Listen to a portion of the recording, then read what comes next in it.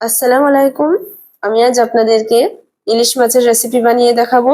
খুব সহজ পদ্ধতিতে এইভাবে একবার আপনারা বাড়িতে ইলিশ মাছ রান্না করে দেখবেন, সকলেই খুব পছন্দ করবে। তো চলুন তাহলে রেসিপিটা দেখে নিই। তার জন্য এখানে আমি নিয়েছি একটা ইলিশ মাছ। এখানে আমি 1 কেজি ওজনের ইলিশ মাছ নিয়েছি।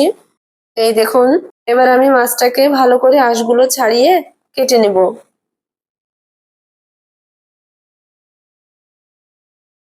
তো আমি একটা চামচের সাহায্যে এই আঁশগুলোকে তুলে নিয়েছি।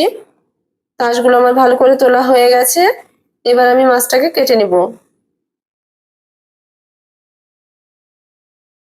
তো এরকম ভাবে আমি কেটে নিয়েছি।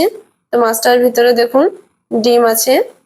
তো ভালো করে ধোয়ার জন্য আমি ডিমগুলোকে বের করে নিব। আপনারা চাইলে চাকার সঙ্গে ডিমগুলো রেখে দিতে পারেন, তাতে দেখতেও খুবই ভালো লাগবে। মাছটা বেশি মোটা, সেই জন্য আমি মাঝখান থেকে এরকম ভাবে কেটে নিয়েছি।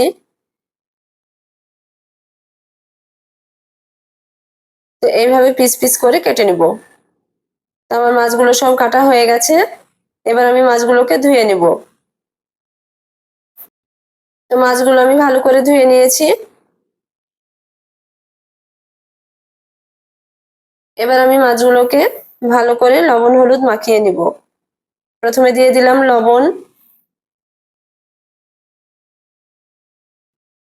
এবার দিয়ে দিব এখানে হলুদ গুঁড়ো। এখানে আমি সামান্য শুকনো লঙ্কার গুঁড়ো দিয়ে দিব। আপনারা চাইলে এখানে কাঁচা লঙ্কা বেটেও দিয়ে দিতে পারেন। এবার এগুলোকে ভালো করে হাত দিয়ে মাখিয়ে নিব। তো এগুলো আমার মাখানো হয়ে গেছে। এবার আমি গ্যাসে কড়া বসিয়ে দিয়েছি। এখানে দিয়ে দিলাম তেল। এখানে আমি সরিষার তেল দিয়েছি। তেলটা গরম হয়ে গেছে। এবার আমি মাছগুলো একে একে দিয়ে দিব।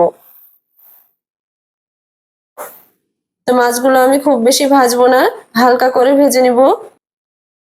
এক সাইড আমার ভাজা হয়ে গেছে। তো আমি মাছগুলোকে এবার উল্টে দিব।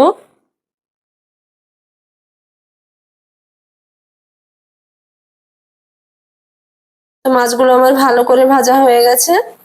এবার আমি মাছগুলোকে তুলে নেব।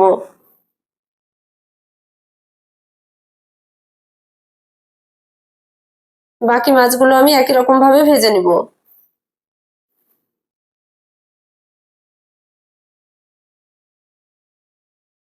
তো এই মাছগুলো আমার ভাজা হয়ে গেছে, এগুলোও তুলে নিব। এবার আমি এখানে দিয়ে দিব পেঁয়াজ কুচি, চেরা কাঁচা লঙ্কা। এগুলোকে এবার আমি হালকা ভেজে নিব। এগুলো আমার হালকা ভাজা হয়ে গেছে। এবার এখানে আমি দিয়ে দিব জিরে আর পেঁয়াজ বাটা। এবার দিয়ে দিব হলুদ গুঁড়ো। এগুলোকে একসঙ্গে ভালো করে কষে নেব। এটা আমার কষানো হয়ে গেছে। এবার এখানে আমি দিয়ে দিব সরিষা বাটা। তো মশলাটাকে কষে নেওয়ার পর সরিষা বাটাটা দিবেন, তাহলে দেখবেন খেতে খুবই সুন্দর লাগবে। তো সরিষা বাটাটা দেওয়ার পর খুব বেশি কষার দরকার নেই, হালকা করে নাড়াচাড়া করে এবার আমি মশলার বাটিটা ধুয়ে একটু পানি দিয়ে দিব। এবার আমি যে ডিমগুলো তুলে রেখেছিলাম সেগুলো দিয়ে দিব। আপনারা চাইলে ডিমগুলো মশলার সঙ্গেও কষে নিতে পারেন। এবার আমি এখানে দিয়ে দিব ভেজে রাখা মাছগুলো। এবার এটাকে একটু ভালো করে ফুটিয়ে নিব। আপনারাও এভাবে একবার বাড়িতে রান্না করে দেখবেন। খুব সহজভাবে আমি করে দেখিয়েছি।